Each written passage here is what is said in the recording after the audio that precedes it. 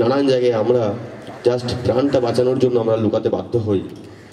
শাসক ভেবেছিল যে এইভাবে একটা বাইরের গুন্ডা বাহিনীকে পাঠিয়ে এই আন্দোলনকে দমিয়ে দেওয়া যাবে, কিন্তু তারা আসলে বুঝতে পারেনি যে কি ধরনের ক্ষোভ, কি ধরনের জ্বালা যন্ত্রণা দুঃখ আমরা এতদিন ধরে নিজেদের মনের মধ্যে আমরা জমিয়ে রেখেছি, এবং তারই একটা বিস্ফোরণ হিসাবে এই আন্দোলন গড়ে উঠেছে। তাই সেই দিন সারা রাত ধরে চলে জেনারেল বডি মিটিং, এবং সেই মিটিংয়ে এই সন্দীপ ঘোষ বাহিনীকে আমাদের সমস্ত সাধারণ ছাত্রছাত্রীদের দ্বারা পরিত্যাগ করা হয়, তাদেরকে সবার সামনে ক্ষমা চাহানো হয়, তাদেরকে এখান থেকে ঘাড় ধাক্কা দিয়ে বার করে দেওয়া হয়।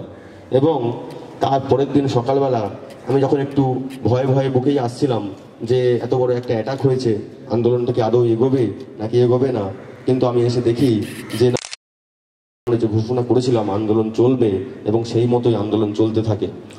পুরো ভর্তি হয়ে গিয়েছিল শুধু মানুষের জনতার ঢলে। শুধু শহর কলকাতায় নয়, গ্রাম থেকে প্রত্যন্ত গ্রামেও সাধারণ মহিলারা, সাধারণ মানুষেরা এই অন্যায়ের বিচারের দাবিতে রাস্তায় নেমেছিল। সেদিন আরজি কর মেডিকেল কলেজেরও সাধারণ ছাত্রছাত্রীরা, মেডিকেল স্টুডেন্টসরা, নার্সিং স্টুডেন্টসরা তারা রাত দখলের জন্য শ্যামবাজারের দিকে রওনা দেওয়ার জন্য রেডি হচ্ছিল। সেই সময় আমরা দেখি যে রাস্তার বাইরে একটা ভিড়, একটা জমায়েত, একটা মব, তারা কলেজের গেটে ঢোকার চেষ্টা করছে, এবং সামনে দাঁড়িয়ে আছে কিছু পুলিশ, যাদের সেই পুলিশের আমরা পরবর্তীকালে দেখেছি যে অত্যন্ত বারবারন্ত, তারা কিভাবে লাঠিচার্জ করে, তারা কিভাবে টিয়ার গ্যাস, টিয়ার সেল ফাটায়। কিন্তু সেদিন যখন একটা বিরাট মব আরজি কর মেডিকেল কলেজে ডাক্তারদের উপরে, ইস্ট বেঙ্গল জুনিয়র ডক্টরস ফ্রন্টের নেতৃত্বে লালবাজার অভিযান থেকে শুরু করে স্বাস্থ্য ভবন অভিযান, এবং সেখান থেকে ধর্মতলায় অনশন, আমরা বহু পথ পেরিয়ে এসেছি। কিন্তু আজকের বাস্তব সত্যটা কি, যে সাধারণ মানুষ, লাখে লাখে মানুষ, সাধারণ জনতা, যাদের একটাই দাবি ছিল সমস্ত ধরনের রাজনৈতিক স্বার্থহীনতা সব কিছুর ঊর্ধ্বে উঠে একটাই দাবি যে আমরা অভয়ের বিচার চাই। কিন্তু এত বড় অ্যাডমিনিস্ট্রেশন, এত বড় স্টেট, এত বড় জুডিশিয়ারি সিস্টেম, এত বড় ইনভেস্টিগেটিং অথরিটি, তারা কিন্তু কেউই এই বিচারটা দিতে পারল না। আমরা দেখলাম যে তথ্য প্রমাণ লোপাটের একটা কথা সামনে এলো। আমরা দেখেছি যে কজ অফ ডেথ হিসাবে দেখানো হয়েছে যে নাক টিপে এবং গলা টিপে একসাথে হত্যা করা হয়েছে, কিন্তু এই সিবিআই, এই কলকাতা পুলিশ, তারা সবাই বলে গেল যেটা নাকি একজন মানুষের কাজ, যেটা কোনোভাবেই বিশ্বাসযোগ্য নয়।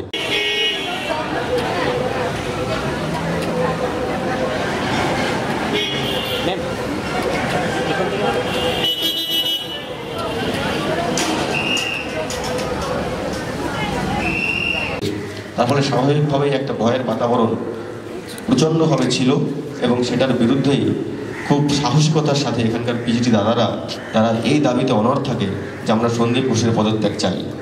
এবং তারপরে সন্দীপ ঘোষ পদত্যাগ করতে বাধ্য হয়, এবং তারপর থেকে আমাদের আন্দোলনের মাত্রা আরও বাড়তে থাকে। বিভিন্ন মেডিকেল কলেজ থেকে শুরু করে, সাধারণ কলেজ থেকে শুরু করে সাধারণ মানুষ সবার ঢল নামে আরজি কর মেডিকেল কলেজে। শাসক ভয় পায় যে এই আন্দোলন যদি বেড়ে যায় তাহলে শাসকের যে আসল রূপ সেটা সাধারণ মানুষের সামনে উঠে আসবে। তার ফলে আপনারা জানেন সেই 14ই আগস্টের ভয়ানক রাত, যেদিন রাত দখলের ডাক দেওয়া হয়েছিল, সমস্ত হলো একটি মেয়েকে যাকে কিনা ধর্ষণ এবং খুন করা হয়েছিল। আমরা দেখলাম যে তথ্য প্রমাণ লোপাটের দায়ে যে সন্দীপ ঘোষ এবং তালা থানার ওসিকে গ্রেপ্তার করা হয়েছিল, তাদের নামে কোনো চার্জশিটই দিতে পারল না সিবিআই। আমরা প্রথম দিন আশা করেছিলাম যে সিবিআই যখন এনকোয়ারিটা নিল, যখন এনকোয়ারিটা সুপ্রিম কোর্টে গেল, তখন আমরা ভেবেছিলাম যে নিশ্চয়ই এখানে কিছু একটা আমরা ভালো কিছু পাবো, আমরা একটা ফল পাবো। কিন্তু আমরা কি দেখলাম যে সবাই সাধারণ মানুষের যে দাবি, সাধারণ একটা খেটে খাওয়া সাধারণ একটা মানুষ যে তেমন কোথাও সাথে পাশে থাকে না, সে শুধু তার নিজের জীবনটা নিয়ে ভাবে, কিন্তু তারা যখন সবাই রাস্তায় নেমে একটাই দাবি তুলল যে আমরা বিচার চাই, তাদের দাবিকে কিন্তু তারা মান্যতা দিল না। এত বড় স্টেট, এত বড় সিস্টেম, তারা সবাই